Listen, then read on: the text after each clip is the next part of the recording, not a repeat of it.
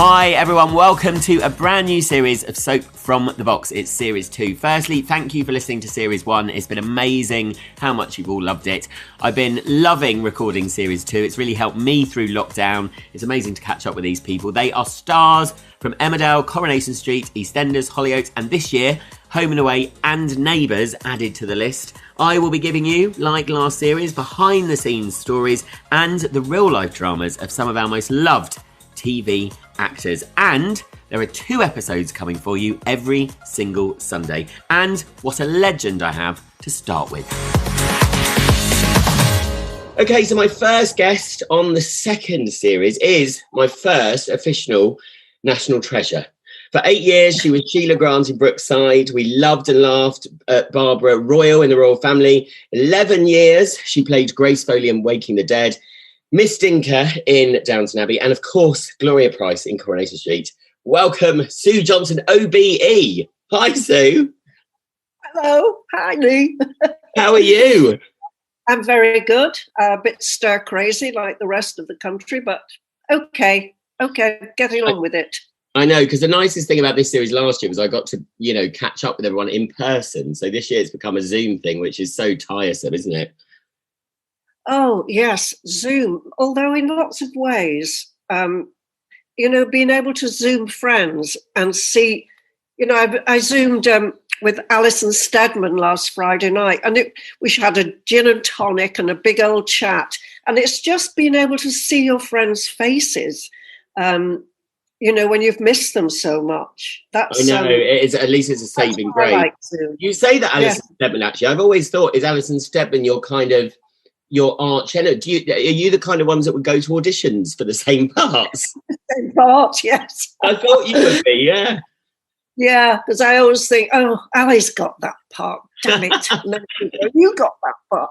Yeah, because we're both from around Liverpool, and but I'm older than Ali, but more or less, yes. I think she's had more illustrious career than I have, because I can remember watching her when she did Mike Lee's stuff, and of course, yeah, I'm just thinking she was the best thing ever. So I've always been her admirer, and so that we've eventually worked together and then become great friends is rather wonderful. I know, I love that about this industry. Actually, when I was younger, I used to really fancy Glynis Barber from Dempsey and Makepeace, and now I'm friends with her. I don't put the 2 and 2 together, really. It's quite mad, isn't it, when you become friends with somebody you've admired? But I always start with a memorable moment, and actually I don't think I've ever told you this, but so it's now 22 years ago, 1999. It was the first ever British soap awards, and I was a runner then. I think it was my first running job, and I looked after you and Caroline Aherne. You were presenting an award.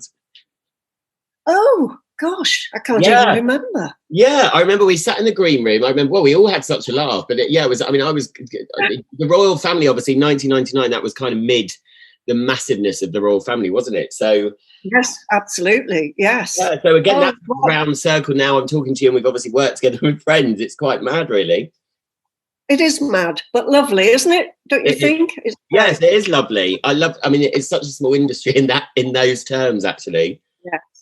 But so we'll start with the idea of the podcast is we spend a bit of time talking about the soap. And there's so much. I've done the most notes for you for anyone I've ever done. And I'm having to really carefully select because you've done so much. But we'll start talking about Corrie. And actually, I didn't realise that Corrie, now I may be wrong in the actual fact, but it was your first actual acting debut in 1982, playing a minor reoccurring character.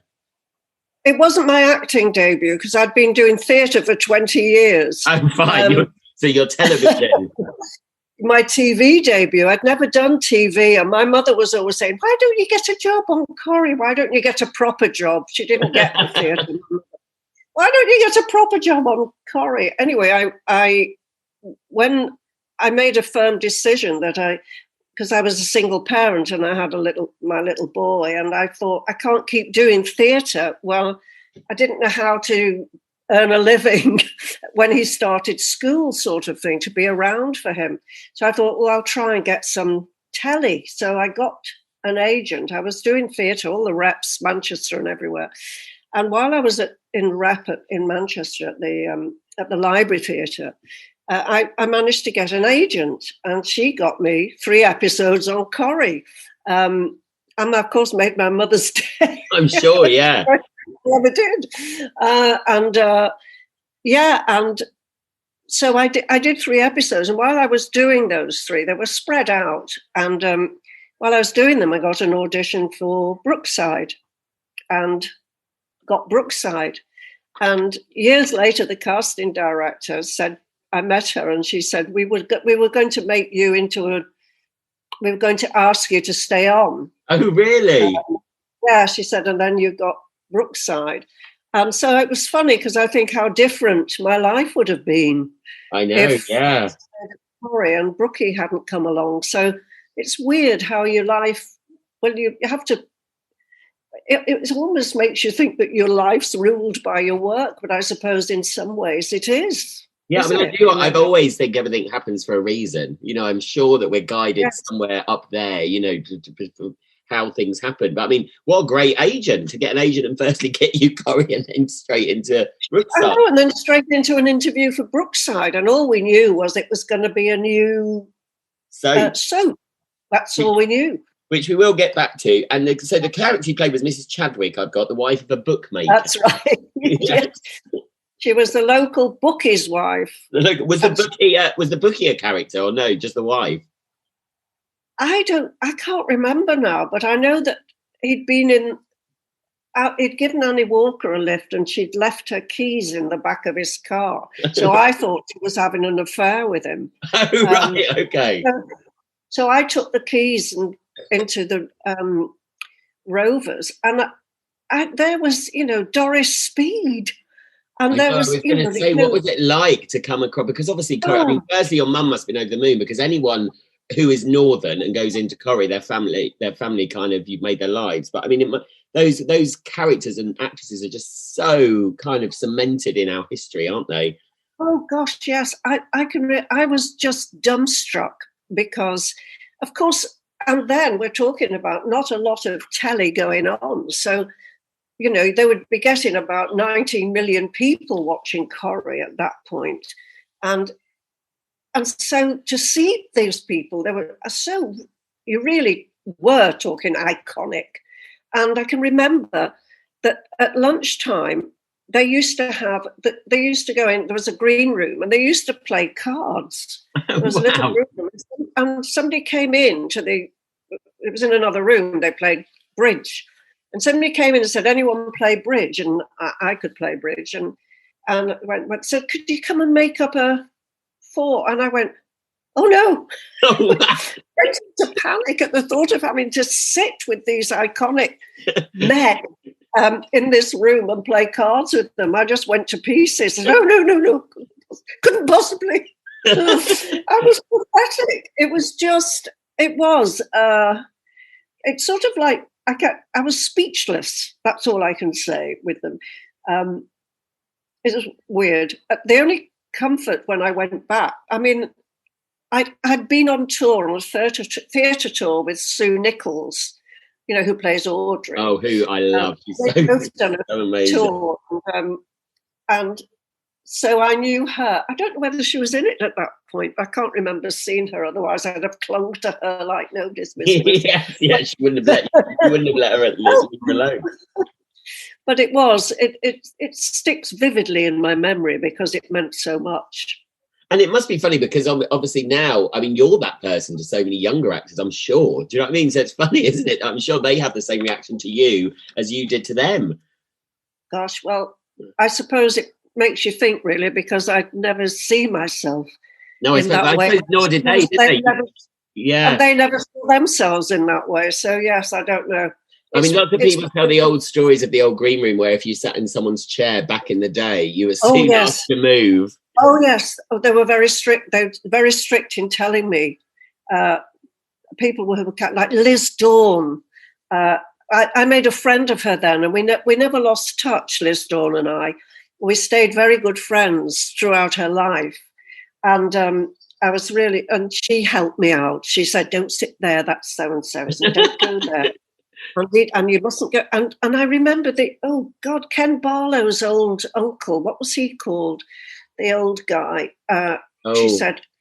She said, and don't take, when the food trolley comes around in the afternoon, don't take the cakes because he takes them. And he filled his pockets with them. She said he takes them back. He stays at the middle and takes them back to me. That's amazing. You are on it. I mean, I remember starting Corrie, obviously years later, but I remember meeting Barbara Knox and William and you are just, I mean, it's a surreal feeling actually, because I've met a lot of really famous people, but there's something about Corrie and those iconic people that's just, it's almost like meeting a real life Madame Tussauds figure.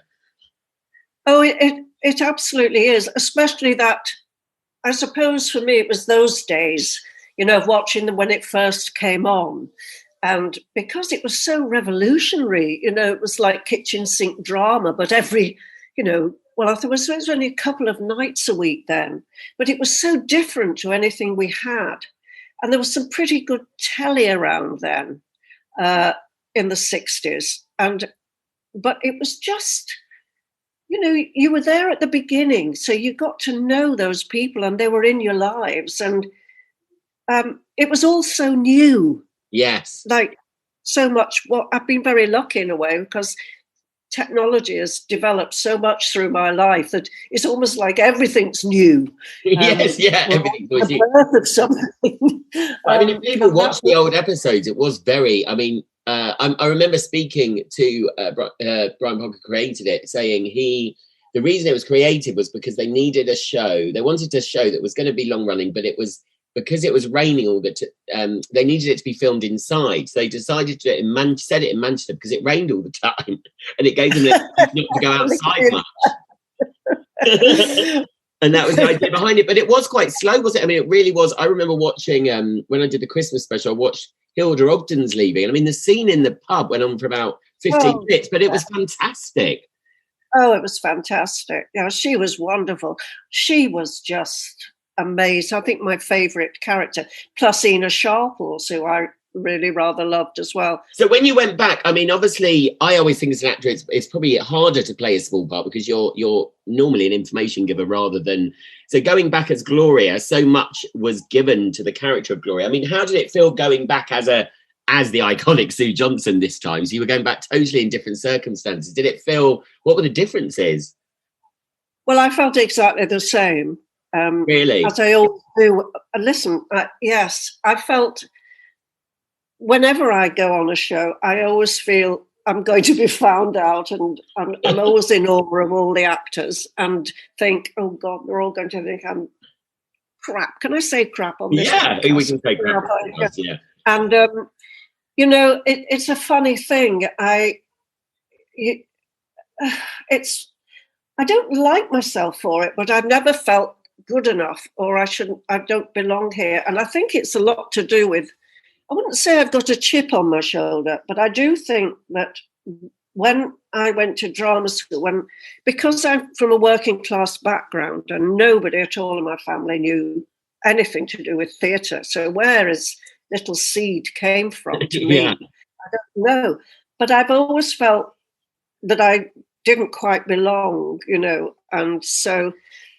And it's not that people haven't ever made me feel welcome, they do, but I always try and put myself in other people's shoes now, because I do understand it. It's something I still have. I was so shy when I went on Downton, and I was a bit like that going back to Corrie, because I still admire them all, and respect them, and you get shy, Well, unless you're all confident person. I was shy.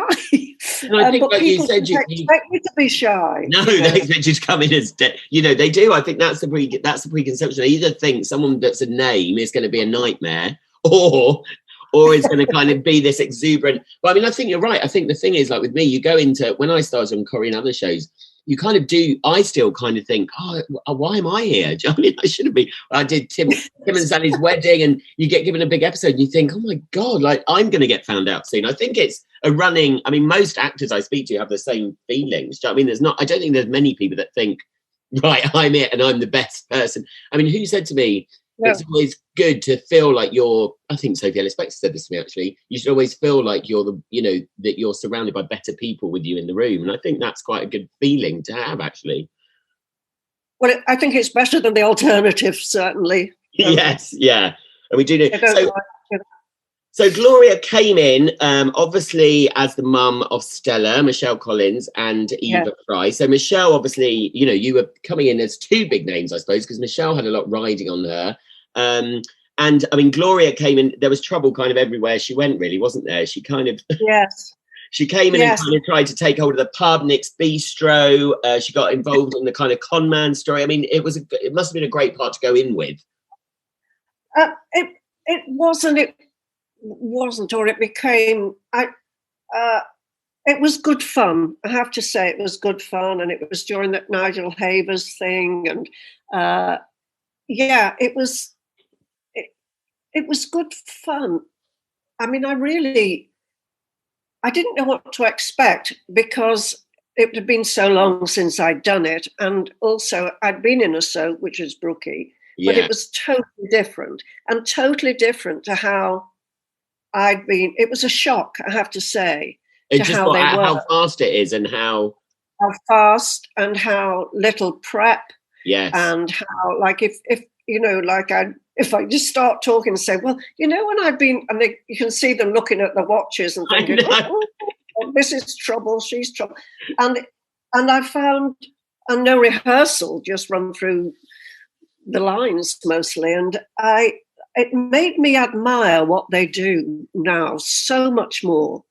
Because I think, when I watch them sometimes with some of these, like Jane Danson at the moment. New story, I know. I watched that going. Performance, and you think, how little time they have to rehearse, how fast the turnover is. I think, my God, how they turn out those performances week after week in those days, and just think, full of admiration for them. They're having to think on their feet. I know they haven't got to find a character. That's the only saving grace. You don't have to find a character. You've got your character. But the emotional truth of some of those performances is just extraordinary. Just for people listening, so how it works, we've said this before in the last series, but, on soap, we go in, we kind of all say hello, we have a quick read through, a block through where the director will go, oh, can you walk there? And you discuss that quickly, and then you record. I mean, that's how quick it is. On average, I would say you have half an hour for a normal scene. And like Jane Danson scenes, I know how that would be scheduled, and it's almost scheduled like some kind of army plan without thinking of the acting in a way. And so Jane would have had back-to-back scenes that day, doing all of that. Absolutely. So it's no wonder she's not knackered. I know. And I mean, it must be, what do you... No acting required.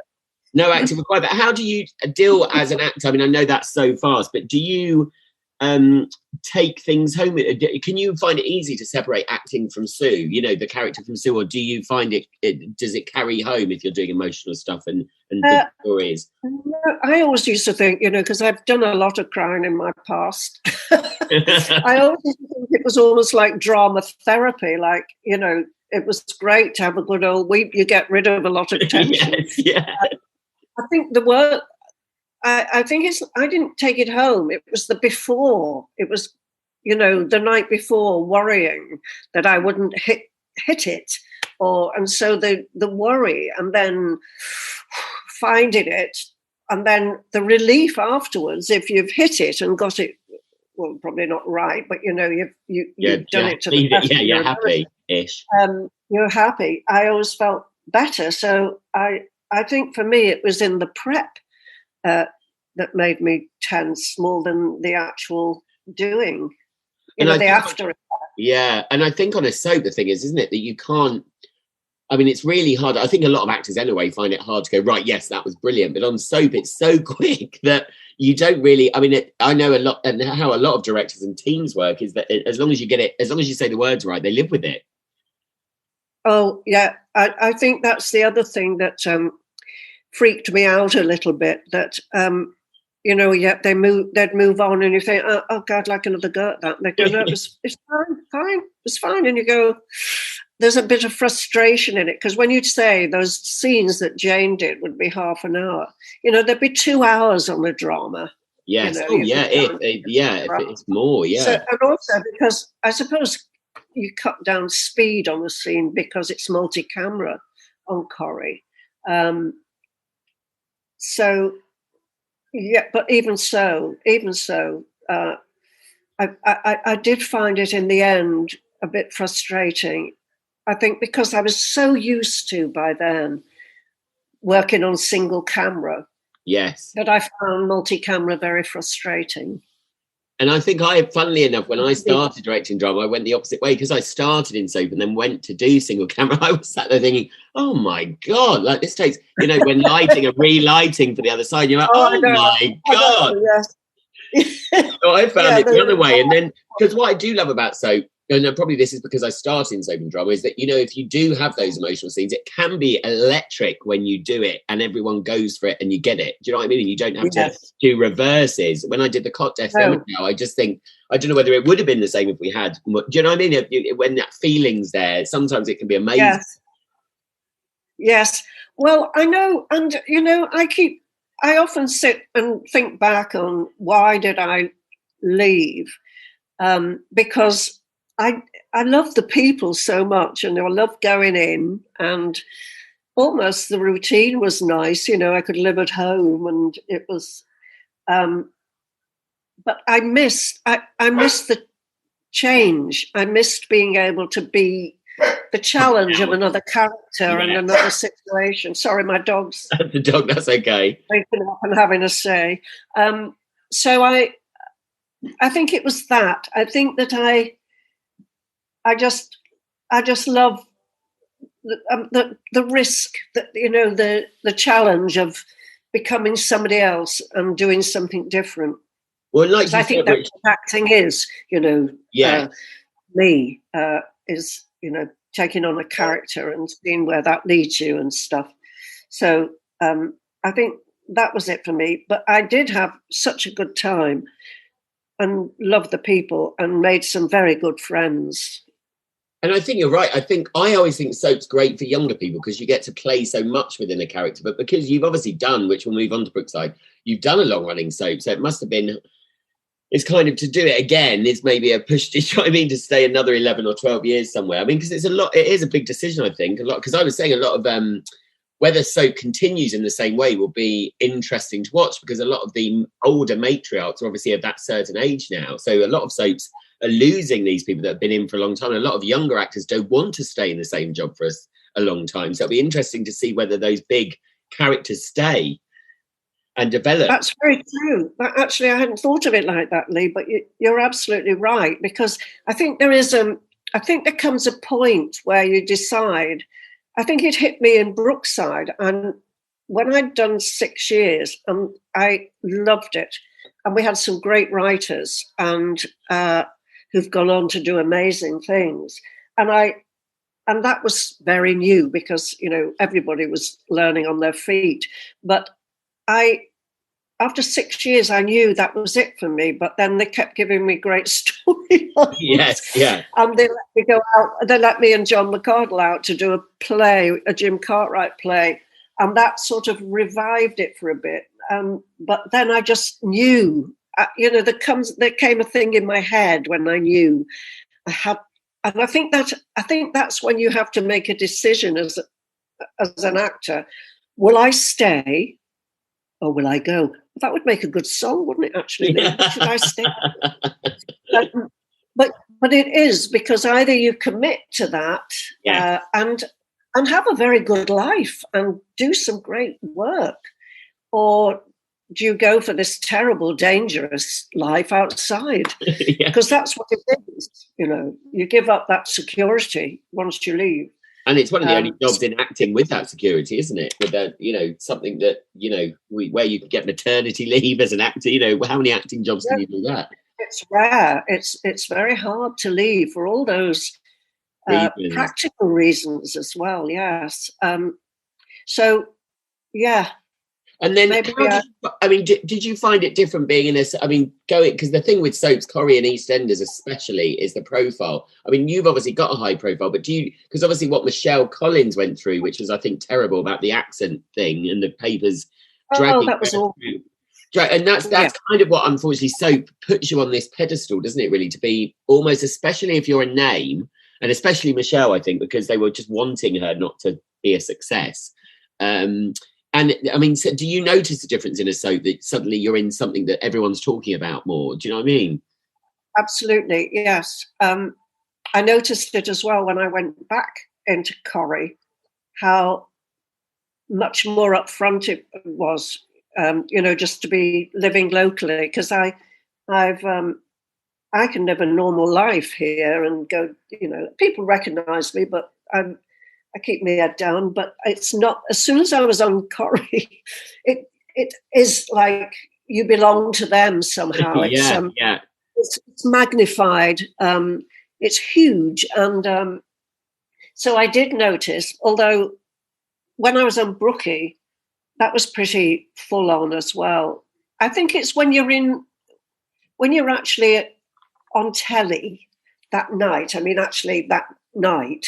The next day, if people have seen you, they go, oh, because it's weird. If you're on 2 or 3 times a week and pretty constantly, then it's huge. Whereas, if I'm not on telly for a while, nobody bothers me. But like when they reran Royle Family over Christmas, suddenly, how they recognise me from 20 years ago, I do not know. But they recognise my voice a lot. But it's weird because, sorry, I'm rambling a bit now. But, no, you're not. But you do get what I mean. It's like you're constantly on television. And the thing about Brookside was teenagers loved it. It was so popular. My mother didn't like it because of the swearing. And my Auntie Jean, they didn't like it because of the swearing. But, and so if I went anywhere near the local shops when the kids were coming out of school, it was a nightmare. And my son hated it because everywhere we went, people came up and wanted an autograph. Not photos then. There were no cameras, thank God. I know, that was nice, wasn't it? It was just signing then, selfie. Yeah, but he hated it and hated my being recognised.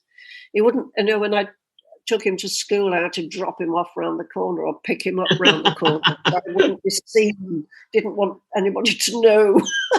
Well, let's move to Brookside, because the first episode, you were in the very first episode, and for people listening who know Brookside, I mean, it was Channel 4's first big set, and it's quite funny you say that, actually, it was popular with young people, because obviously their soap now is Hollyoaks. Now, am I right, first of all, in saying it was filmed in Childwall, where Hollyoaks is? Childwall? No, it was filmed in West Derby on a real close. Oh, right, okay. We bought that close, and so makeup was in one of the end houses, that run of houses, as was the edit suite. Oh, wow. And the house next door to the Grant's house was the canteen.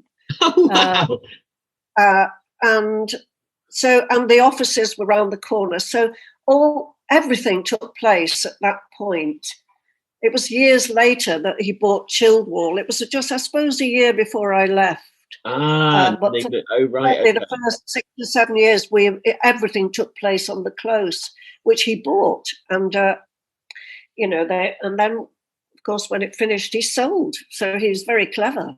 Yeah. So it was in 1982 until 1990. You were in Sheila Grant. You were voted Sheila Grant was voted one of the top 100 British soap characters ever, and obviously. It was your Ricky Tomlinson played your husband in the start of obviously something that lasted for years. I mean, was that the first time you met Ricky and worked with him?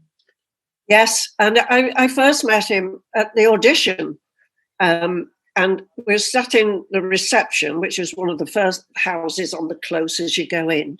And it was still a building site when we were called in for these auditions. There was still paving, tarmac in the roads, and builders were running here, there and everywhere. And we went into reception, and then this guy came in, which was Ricky, and he seemed to know everybody. I Queen, doing all everything that he is now still. And I thought, oh God, who's he? I don't know him. Oh God. Anyway, we did endless auditions on camera, and then we were called back and had different kids with us and chopped and changes. And then Phil came down during one of the filming of auditions and said, "You're my new family." So yeah, wow. It all sort of took place there. And that's Phil Redmond, obviously, who launched the soap. And it was, for any younger listeners, I mean, it was so groundbreaking, I think, Brookside. I mean, to be honest, I wasn't a huge fan. I was never really a soap fan then. I shouldn't even say, but I wasn't. But it was one of the ones you always heard about because it was so, the other soaps weren't really doing that. I mean, now it's all you watch in soap is hard-hitting storylines. But then Brookside was kind of breaking the mold, wasn't it? Well, there weren't any. I don't think anybody really did hard. No, I mean, Corrie was very much a kitchen sink drama then, wasn't it? It was kind of just who had seen him shout at someone or... Yeah, and it took on stuff like, it got involved in stuff that, like most people, like rape and homosexuality. And Anna Friel, obviously, the most famous, the first lesbian kiss. It was real. I suppose was the difference. I suppose it was real like Corrie was in the beginning. It was just was of the time, and it was deliberately, the housing estate was deliberate because it was how it was in those early 80s. People on the rise or people coming down, some of the characters had been wealthier but had lost the money and were on, living there. And people like the Grants who were from the council estate but had bought their first house. Yeah. So it was mixed. So you could bring in all these different experiences of life, if you like. And they introduced, drugs came in and violence. And then there was a lot of humour. I remember, the gang boss, McCardle, played by Malcolm. Yes, Tier. I do remember him, yeah. It was just, and he based his character on, what was his name? The pianist, the very camp pianist. Oh, Nigel. Liberace. Oh, right, yes, sorry, yes, Liberace. Really, that's brilliant. And loved his mother and all that. And because he was an irregular artist, as they called them, he just came in and out for storylines, wasn't there all the time. So he was a jobbing actor. So he played Macbeth and the young Vic during this period of being very popular on Brookie. And every time he came out, all the kids were going, "That's McCardle, that's not Macbeth, bloody McCardle." He said it drove him insane. But that's how and it was with kids, and that's. Sorry, I've gone off the subject of being recognised, but no, we were saying just about being hard hitting, and then you did obviously. One of the most notable storylines was Sheila being raped on the way home from the pub. I mean, that went on for. I mean, obviously you went home and had the bath. I mean, how, as an actor, how much, and obviously Brookside and your character was so huge at the time. I mean, how much responsibility do you take on when you take on a storyline like that? Well, huge, I think. Any actor will say that it is huge because you know how much it really matters to people who've really had it done to them. And you can get up and off the floor and walk away, but they live with it for the rest of their lives. So, yeah. And I didn't know. They called me into the office and said, "We're going to rape Sheila. How do you feel about it?" And they did ask me for an input. And what they didn't know and what I'd never talked about to anybody really was that I had been sexually attacked in years before. Yes, I read that. London. And but I spoke a lot. It allowed me afterwards to open up about my own experience, which I'd never opened up to. I hadn't even told my parents. Oh, wow. So it, except for the close friends that knew at the time, nobody knew. And I don't know why I hadn't spoken. I suppose there wasn't a forum for me to speak about it. People didn't really. Now we're so much more open about Well, things. we are, but I think still telly can. I mean, it's amazing in a way that your character got you to speak about it, and that's what soap often. That's what often soap does. Allows people then to come to terms with their own things. It's quite bizarre that your character allowed you to absolutely with it. Yes, it did. Yeah, because we worked very closely with Rape Crisis, and so I opened up to them about it, about my feelings, and I felt, because I was actually, to be honest, I was very scared of how they were going to film it. Because I didn't know at the time how I would react. Right. Because they didn't know what had happened to me, but they had this guy come up, running up behind me and grabbing me, which is exactly what happened to me. And I, ever since, I was 27 and I'm 77. So 50 years ago, and I still can't have anybody run up behind me. Right, okay. Because in my psyche, I go back to that very moment. Yeah. And that's the memory, that's before the attack. So I was worried that I wouldn't, as an actor, be able to be in control, that I might lose. I was more scared about what I might do that wasn't acting. Right, yes. I might react, really. But as it happened, I think because I talked about it to these other people, that I did stay in control. I didn't lose control. And in the end, the whole thing, I think, helped me talk about it. So it was a bit like, it was like drama therapy. Yeah, what happened to people at home, that is quite incredible. Because I think that's where soap has the biggest impact, because it's in people's lives every day. Like you said, it's like people, it's not even ownership, I think. And because it's on a street or in a close, it's not like you're playing in Waking the Dead, where it's something quite removed from normal people's lives. It's kind of normal people, and that's why it has such an effect, and why they relate to these people, and why it's so important, I think, that soap does these storylines, because it's the best way of getting across. Absolutely. I think. Yeah, it is. It's true. People identify, and that's the best way of doing it. Yeah.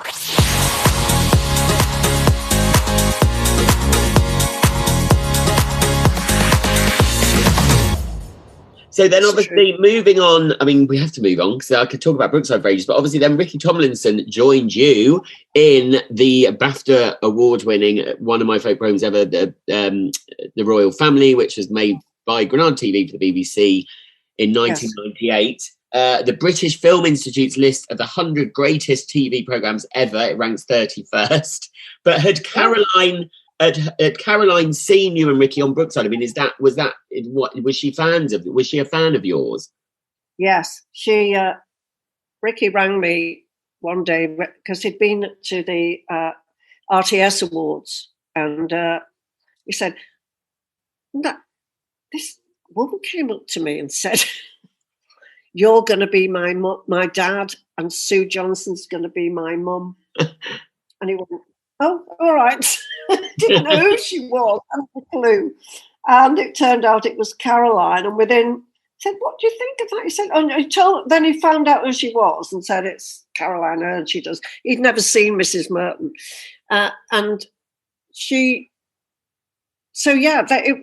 had us in mind for it right from the beginning. And then within a week, we'd got the scripts. Wow. And he rang up again and went, "What do you think?" And I said, "What do you think?" He said, "I think it'll either be Buried at Midnight or a success." And that's how we thought of it all the way through, really. Because when we started, which is probably well known by now, it was, again, going to be like sitcoms were, in a studio with an audience. And Caroline and Craig didn't want that. And they had this vision of it looking like it was real, and how it ended up. But they were so nervous of it both Granada, and of course we had double suits. We had suits Granada and the BBC, yeah.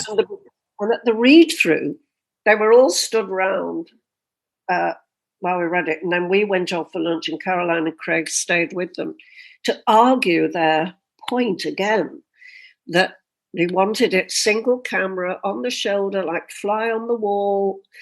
So the compromise was that we did it multi-camera, and we had a director who was from Light Entertainment, and we just didn't have an audience. And of course, it was shit.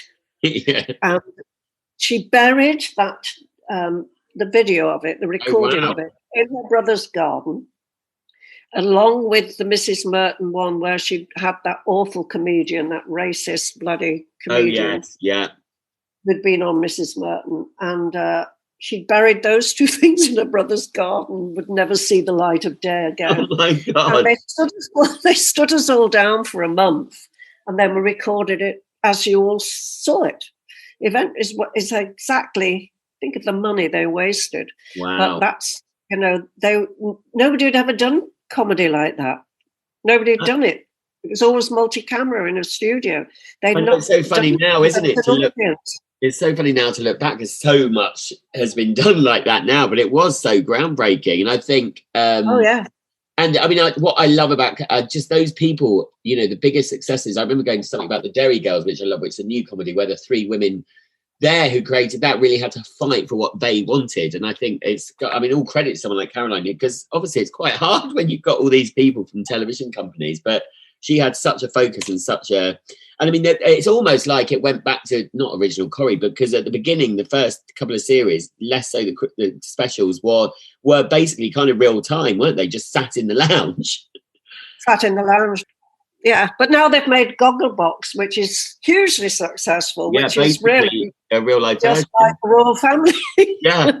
And had you ever had? I mean, I know when you play, playing a successful couple. I mean, were there doubts of going back with Ricky, or was it an instant? Oh my God, yeah, it's a joy to work. Oh, never a doubt, never a doubt. I love him. He's is one of my best friends. Oh yeah, I suppose I meant the pressure of like recreating. When you've had something so big as a couple, is it quite risky to then play another couple? I don't know that we ever thought about it. No, because he'd left Brookie before I did, and he had a bad time, Ricky. I don't know. It's his business. I don't talk about it. But he had a bad time and a bit of a downer time. And I know he'd gone through a lot. And so when he came back into being around again and met his new wife, and it was different. He was a different guy, and it was a different situation. And I know how funny he is. And so it all just seemed natural. So the cast was Caroline Aherne, Craig Cash, you, Ricky, Ralph Little. You were the family, and Craig and Caroline obviously wrote the show and looked after the show. I mean, is it? What's the pressure like when you're working with the writers themselves? I felt it was a privilege, to be honest. I just loved them from day one when I met them, and because they filled you with confidence, both of them.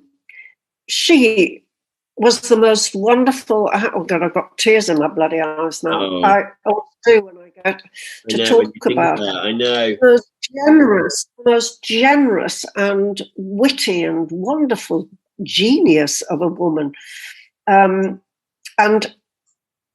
so everything was joyful. They made everything joyful because of their openness. I'd been used to, you know what it's like if you're working on a show. The directors, the producers, they're all off in another world, and you don't know what they're thinking about, and you're not included in that. We were always included. It was incredible, actually.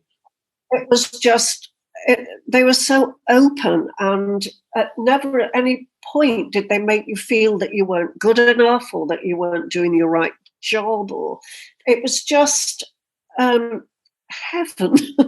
I think that's probably part of the success of the show, because that comes, as you know, when you work and you enjoy work, and everyone's getting on. I mean, it comes across on the screen, no doubt. Do you know what I mean? When it's like that, the warmth and I think so. Yes, absolutely. You can tell when people are having a good time and they like each other, can't you? Yes, you can. I mean, we can. Probably most people can't. But I certainly look at stuff and think, oh my God, there's obviously there, because you can tell. And I mean, I think with Caroline, I mean, obviously, I don't want to get upset. It's so sad because there's so many geniuses in our world that have had early finish to life. Do you know what I mean? And especially, I mean, there's something that intrigues me about comedians, especially Victoria Wood. That a lot of them are very. I mean, you've worked with Jennifer Saunders as well. When I worked with Jennifer, I couldn't believe how I did comic relief with her and Dawn French, and I was in shock that Jennifer Saunders was so nervous. She was being sick before she went on. And it was quite shy. And I expected them to be doing stand-up for me all day when I looked after them. And it was completely the opposite. There's something about comedians, isn't there, that actually is very different to what they come across as. Well, yes. I mean, there's so much tragedy when you look back in all the great. I mean, like Tony Hancock was the biggest thing for me, that, you know, these they can be suicidal, and yet they're making you laugh like a drain. The contact they have with you, it's and Caroline. Well, it's well written about her demons, and she used to laugh at herself, bless her. And she'd suddenly get very irate with Craig, or something would irritate her beyond belief, and she'd storm off and into a set. And so we used to have a naughty corner for everybody who corpsed too much or didn't know the lines, and nobody was ever victimised if they didn't know the line.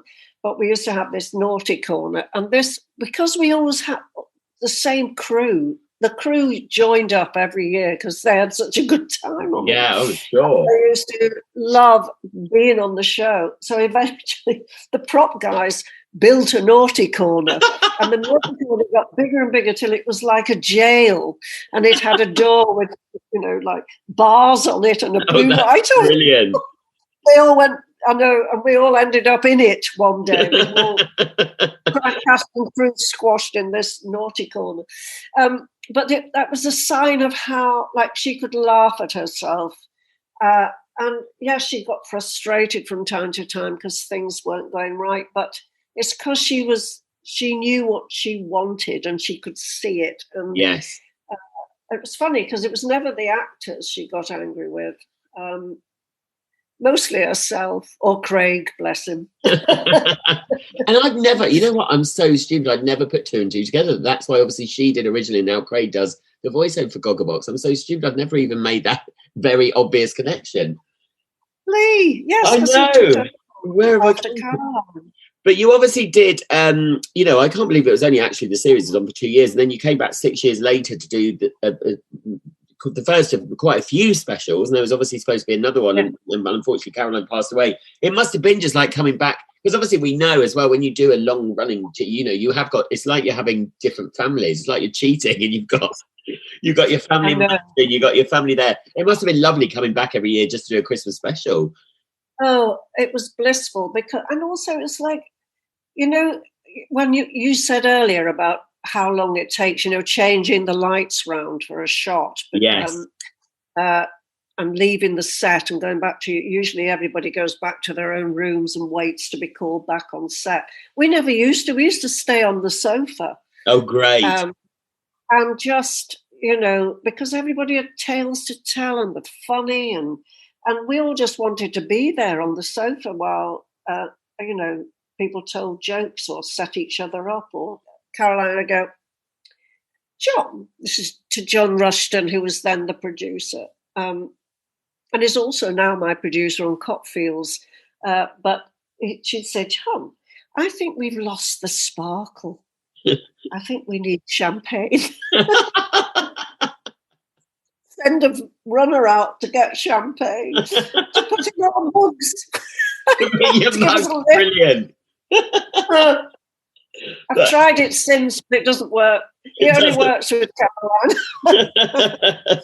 And did it feel? I mean, everyone's obviously gone on to. Ralph's done amazingly well as well, hasn't he? I texted him last night, because I've never really been a fan of that show. It's sort of been around, and what's that? The Murder in Paradise. Yes, Death in Paradise. Death in Paradise. Yeah. And I thought, I should watch him. So I watched it last night, and it was just so lovely to see him. It just made me feel great. So I had to text him and say how wonderful it was to text him, and he got back to me straight off. Hiya, ma'am. I love all that as well, you see. It's just, I just love how it's happened for him. He's such a great kid, and I love him. He's the same age as my Joel. They're the same age. And we used to, like Liz Smith. Oh my God, I love Liz Smith. She used to love being on the sofa. She used to adore being with us all. So we were like her family. Her part kind of got bigger and bigger as it went on, because she was so brilliant. Yeah. She was so brilliant. She was wonderful. She was an incredible actress. Hilarious. She's one of those things that doesn't really need to do anything, and she has you in stitches. But apparently Death in Paradise, Nina Wadia told me, I mean, apparently it's the job you need to, if you get offered it, you go and do an episode, because you get flown out in that gorgeous place. And she said basically everyone just goes out and has fun all the time. I mean, it does sound a nice little gig to do, being stuck on a Caribbean island. Great gig. It reminded me of me going out to do, and I can't remember the name of it now, with Amanda Redman out in Sri Lanka. Oh, wow. That hospital thing she did. Oh, yes. And I went out to do an episode of that with Phyllis Logan. We all flew out and just were on the beach most of the time. The only thing I think of filming in that heat is the constant sweating. I mean, it's nice being there, but actually I used to make a travel series, and actually everyone thought it was so glamorous, but when you're running around with kit and just it's kind of like you just want to be laid on the beach.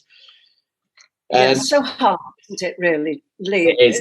I know, we can't complain. But my heart bleeds for you. I know. We'll go on from the Royle Family, and I mean, if anyone's watching this is younger and hasn't watched it, you must watch it. It's just one of television's greats. And then obviously you join. I'll tell you what's funny? Can I tell you about that? Because here's a name drop, a big clang. I feel like Piers Morgan dropping a big name. Stephen Gerrard, well-known footballer, asked me. He invited me to. He made a little film about his career, and there was a premiere of it in Liverpool, and he invited me. And then he came up and said, "Would you come and meet my daughters, because they're crazy about the Royle Family, age 15, 30. They've just refound it and were crazy." So it's like it had got skipped a couple of generations, and now these kids are loving it. And actually, when I saw the first series over Christmas, it's still relevant, isn't it? Oh, totally relevant, yeah. It's still, I don't mean relevant in that political way. What I mean is it hasn't dated, I don't think. And especially as everyone's sat in the lounge in lockdown at the moment, it's kind of very... Very... Well, I mean, I've just watched. I'm just watching reruns because I'd watched them on and off, but Only Fools and Horses at the moment. I've become addicted again. I mean, you just forget how absolutely amazing that was. I mean, incredible, and actually very, very not slow, but a lot of the scenes were really long scenes in that lounge. Actually, it's very character driven. It's later on it becomes stunty, but I mean, so many scenes of just the three boys in the lounge and just hilarious. I mean, you forget how brilliant that It's amazing when you catch up with a series that you just forget how amazing it was. I know. It's wonder. I mean, that has been, I suppose, if there is a good side of lockdown, it is those wonderful tellies that you've captured. Yeah, that you probably wouldn't put time aside to watch unless you had lots of time. And yeah, it's great rediscover. I mean, I would say of all time, Royle Family is one. Fab. And 40 Towers, I think, are my top comedies. 40 Towers, yes, absolutely, 40 Towers. And we'll quickly talk about, because you did Jam in Jerusalem with Jennifer Saunders, who is probably one of the biggest icons ever. I mean, it was that incredible. That must have been no-brainer to go and work with her? Oh, that was a weird one as well, because me and my friend Anna Keaveney, who's sadly no longer with us, but who I Marie love as well, yeah. Brookside, her and her bloke, and me and my a friend of mine and my son and my auntie and uncle all went to. We decided we'd go down to Devon for New Year, and we booked in this pub, and it was Jennifer's brother's pub. Oh, wow. And they came in on New Year's Eve, and we were all dancing and, very happy. And she said, "I want you to play this woman in this new teleseries." And she said, "And come and meet, this is the woman who it is." So I went to meet this woman who she'd based the series on. Oh, wow. And it was all a bit surreal. And in the morning, I thought, I was just pissed. Did that happen? Yeah. That wasn't real, but it was. And to go, and what a time we had. What a time. Those funny women and brilliant actresses. It was a joy. And we all used to have rooms all together. It was like the girls' dorm. Oh my brilliant. God. And it's so gorgeous. It's so gorgeous down there, isn't it? It's beautiful. It's it was such a wonderful time. And my dog, I had a black lab then called Ebony, who came everywhere with me. And Jennifer said, "Why don't we have Ebony as your dog?" So Ebony was in it. So we're all in it. And and it was great. And Jennifer's a big Man U supporter, and I'm a big Liverpool supporter. So we used to listen to the match on the radio together. And it was just, and Dawn, people I loved and laughed at. And of course, one of my oldest friends, Maggie Steed, was in it. And Maggie and I have been friends since the 70s. And so, God, it was just... Was Joanna Lumley was in it as well, wasn't she? Was she? And Joanna Lumley was hilarious. Yeah. Hilarious in it. And it was funny because I was with somebody the other day. Oh, I know. I was doing a voiceover, and the director at the other end said, "Why don't they repeat Jam in Jerusalem during this lockdown?" He said, because he thought it was brilliant. And it was almost for me like the BBC never really had faith in it. Yes. Because they never get a regular slot. They changed it every week, and they changed it every series. And it was like they didn't have faith. No, they didn't. And you never saw it trailed. I mean, it kind of almost was a bit cultish in the fact that even though it was on BBC One, it felt like it was a cult hit because, it didn't. I mean, they should have run it. It never got the level of attention and respect. It got a 10:30 slot. 10:30 in the first series. Second series, they ran 2 episodes together. And then the third series, they just kept changing it. So it wasn't a regular slot. I'll never understand. I think, to be honest, probably because it was quite different. And I just think now TV companies, I mean, we pitched a few different things. And, as soon as Derry Girls became big, everyone just wants a new Derry Girls and everything else is not wanted. And it's just kind of like, so if anyone, obviously they're going to commission something by Jennifer Saunders, but probably haven't really got it's not kind of what's popular at the moment. So they just bury it, which is mad. Oh, totally mad. Totally mad. As we do. So we also have to talk about Downton Abbey, which obviously you went into. Now, again, I didn't even know you were until you told me because I'm not a Downton fan, although we then watched the film and me and Paul, my husband, said we must watch the series because actually we did really enjoy it. But obviously, you can't get over the success and the magnitude of that show. Like you said, you must have been bricking it going into Downton. Yeah, bricking it's a good expression. I had some good friends in it as well, like Leslie Nichol, who played Mrs. Patmore, and I'd worked with Jim Carter on Brassed Off. So I knew people. Film as well, that's a brilliant film. But I'll tell you the weirdest thing, and I can remember it now. I got a phone call upstairs in my bedroom from the writer, and I can't. Oh, Julian Fellows. Julian Fellows. Hello, this is Julian Fellows here. I was just like, to say we were just thinking of bringing you in for a character. And I was just like, oh my God. Had you watched it? Were you a Downton fan? I'd love Downton, yes. Oh, right. Okay, wow. Oh, brilliant. So to hear Julian Fellowes on the end of the phone telling me about this part that he thought of for me, and it was like, I think it was probably like those viewers when Andy Peters on morning television. Yeah. They won £3,000. I felt a bit like that. No, when Noel's house party used to go live to the house, it was that moment. Yes. Anyway, it was like when I described earlier about going into Coronation Street, about shy and what am I doing? I have to say, I know what it's like to go in as an irregular actor, because of doing a long series, particularly say like Waking the Dead, when you used to have lots of guest artists. Yeah. And a lot who have to come in for small bits. And I know how hard that is. It's harder than being a regular. Yes. It's because you have to make, how do you relax and how, find your confidence. You know everyone's going to be judging you. I always thought that about, especially probably the biggest show for me ever to be a guest star in would have been something like Friends, where you're suddenly in with those 6 actors. It must be terrifying. Terrifying, and it is. So, but they did make me feel at home. It was fine. There was no problem. It's your problem. It's you. Yeah. Oh God, I don't know whether I can do this. No, for me, it was because Maggie Smith was the big. Oh my God, I've got to be in scenes with Maggie Smith. I know.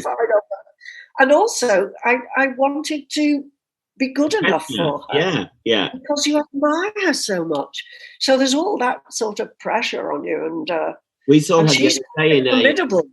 Oh, she is. She was in an old Poirot we saw on telly the other day, very young. I mean, we always say she's one of those people that's always looked old, even when she was young.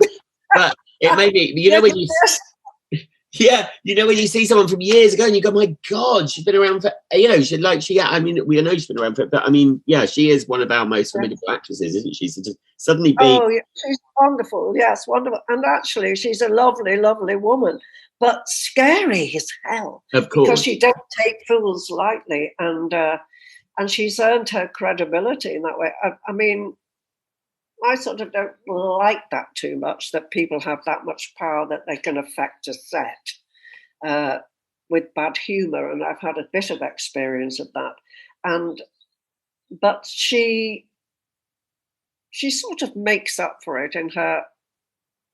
I just think it's a way she covers herself, Yes, I think a lot of people. I mean, I've always said if I was, I don't know, like the singers like Madonna, doesn't, you're told not to speak to her unless she speaks to you.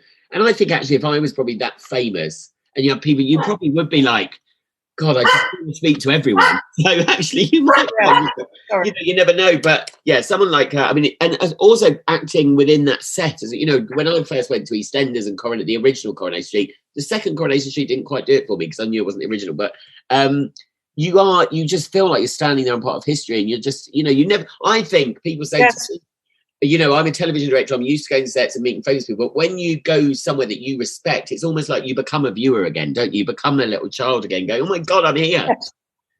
You're right. You're absolutely right. That's what it is. And you think, is this where I get found out that I'm not quite good enough to be?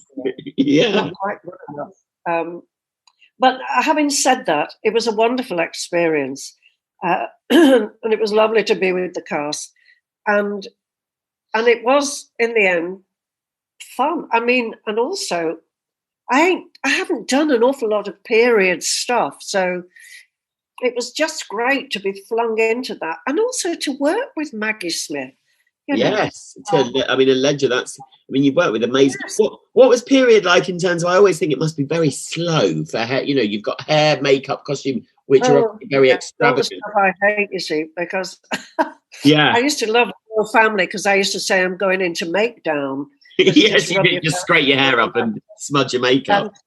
Yes, Whereas, Downton, the wig and everything, the corset, and it was because it's, it's part. I've done a lot of period stuff in the theatre, so it's not that it's just a different discipline. You weren't in the Downton movie? Not that one, no. Oh, does that mean you might be in another one? I'm not saying any more, Lee. Not saying any more, okay. That's hanging. Well, leaving that hanging is a cliffhanger. Yes, leave that hanging. Yeah, that's a great cliffhanger. And I mean, that's what I love. I mean, your career, we haven't even touched on theatre because we haven't had time. I'm going to quickly talk about just a tiny thing more about your upbringing. But you've been but basically, it's amazing that you've been part of some of the most incredible shows on British television in history. It's incredible. And you've also done Inspector Morse, Hetty Wenthrop Investigates, who I used to... Oh, yes. Oh, listen, let me just tell you, I've just done... I've just done this... I was doing it when we were working together. Yes. I've just done this... It's called Time. It's a Jimmy McGovern prison. Brilliant, 3-parter, as all Jimmys are. And it's Sean Bean and... amongst others, Sean Bean and Stephen Graham. And I played Sean Bean's mother. Now, last time I worked with Sean Bean in Morse, I was his lover. And now I'm his mother. Wow. Oh, my God. And that's what happens to actresses in the theatre business or TV business. Men stay the same and women get to be mothers. Yeah, I was saying this to Shona, who's coming up in the series, from Korea, and we were saying there's a missing 20 years in women actresses' life on screen. You go from the lover to the mother, like you said. There's no in between, and she's really struggling because she looks a bit younger, Shona, to get even to that mother point yet. Yes, I know. Yeah, I'm now at the grandmother. Although, playing Sean Bean's mother was pretty good. Yeah, that's great. That's great. Yeah, that's. It's tremendous. It's hard hitting, as Jimmy's stuff always is, but brilliantly acted, and I think it'll be very successful. And you mentioned earlier, you're in one of my favourite. It's one of my favourite films, Brastoff. I love Brastoff. I think it's such a gorgeous film. It's lovely, isn't it? Yeah, it is really lovely. Ewan McGregor, who I've met a few times, is lovely, and it's just he was such a child. He was such. It was just this. You just come straight from Train Spotting. Yeah, it was. Yeah, I was going to say it was soon after Train Spotting, wasn't it? Yes, he was just. And Jim Carter, of course, was in it. Yeah. And Pete Topperway, who was one of my favourite actors ever. Pete, because Pete and I, we both born within 2 meters of each other in Padgate, Warrington. Oh wow! I loved him so much. Just there you go. There's another terrible tragedy. I know.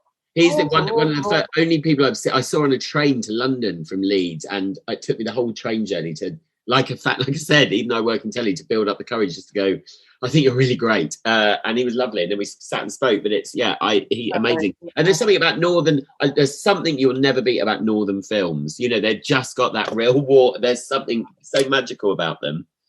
Yeah. We were about to do it just before Christmas again, we've done it once, so we're doing it. Sorry about that. The dog's very excited about the idea of Brastoff on stage, are you going to say, yeah? Yeah, at the Royal Albert Hall, where we had, where the brass band, Grand Thorpe Brass Band come, and they show the film and the brass band play, and then we all talk to the audience afterwards.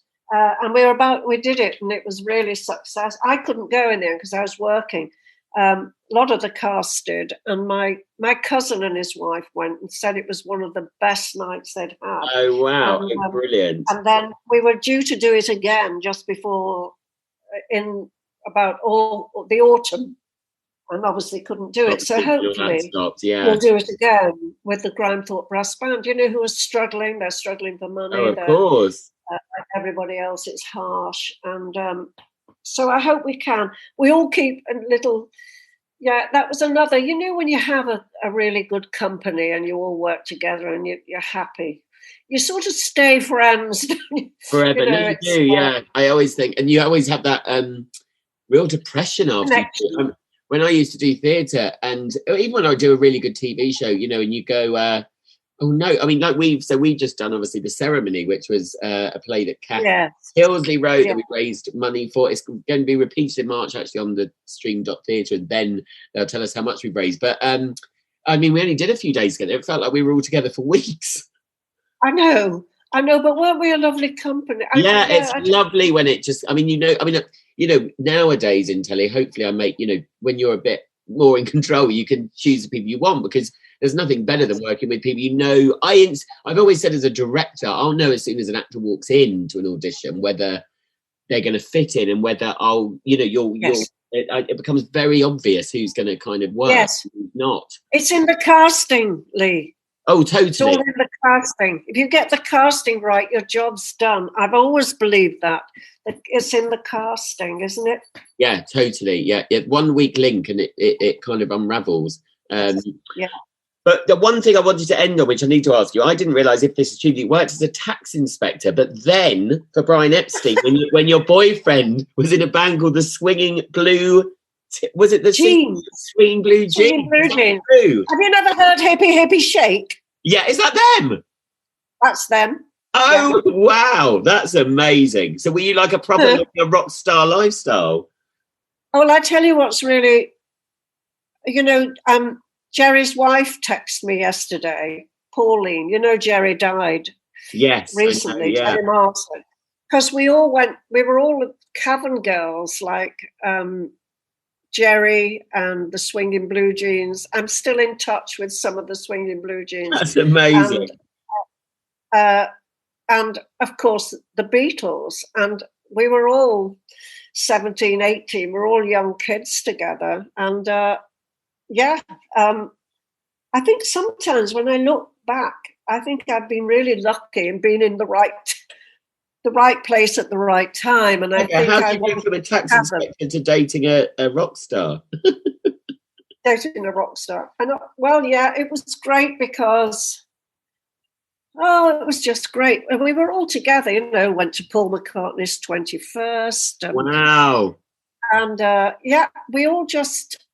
We were all young and, you know, life was beginning. I was trying to be an actor. They were going to be, well, they already were. He came back for his birthday. But when I first met them, we were all about 18, and I was, as a tax officer. How life could have been different. Worst tax officer in the world. I know. I never wanted to be a tax officer. It was just my uncle was an income tax inspector and suggested it when I said I wanted to be an actor. The dog's really unhappy with talk of you being a tax inspector. He said to my dad, "I'll tell her to be a tax inspector instead," as if that was like going to soothe my wow. But what I'm grateful to is that it was in Liverpool 5th District, which was right on the corner of Matthew Street, and the girls we all used to go to the Cavern at lunchtime, and I've still got my Cavern Club badge, and it was £1 to join, and we used to go in, and at lunchtimes you'd just see, well, there were the Quarrymen there and Swinging Blue Jeans, all of them, the big three, all of that, those groups that came crashing through about 2 years later. Sorry about the noise. There must be somebody at the door. I was going to say, it's like the Beatles have just walked in. There's a little cacophony of sound at the door. Yes, yeah. It's probably Ringo Starr.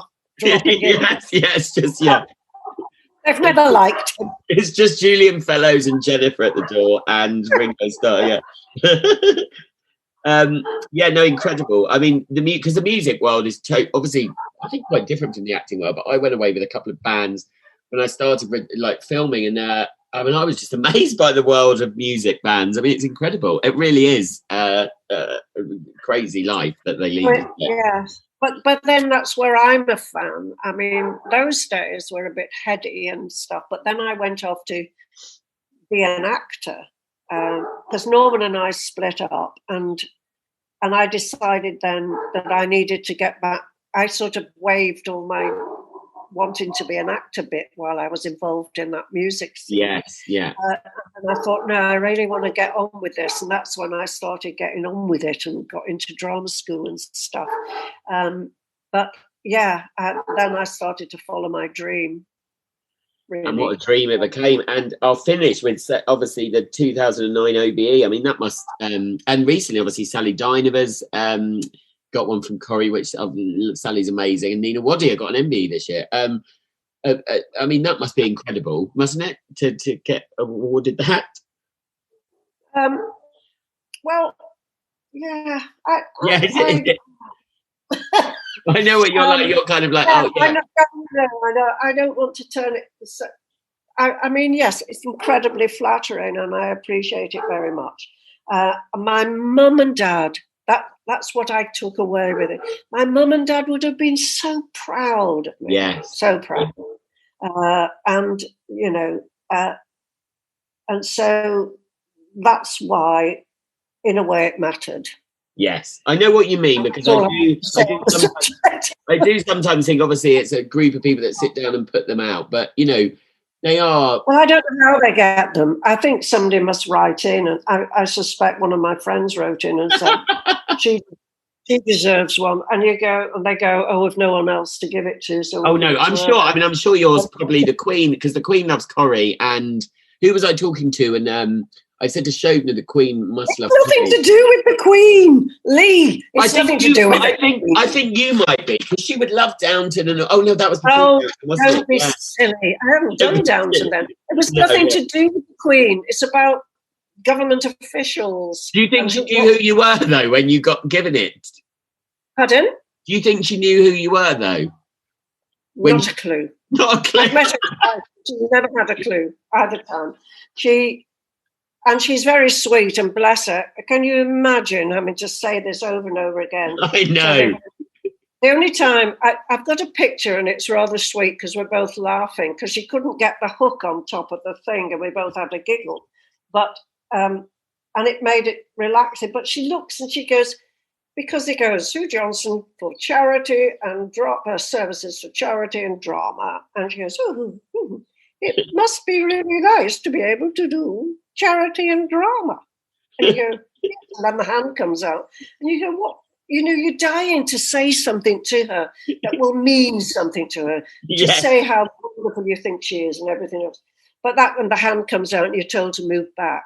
And then a bit after that, I met her when she was doing the tours for her, one of her jubilees, 75th, whatever, and I don't know.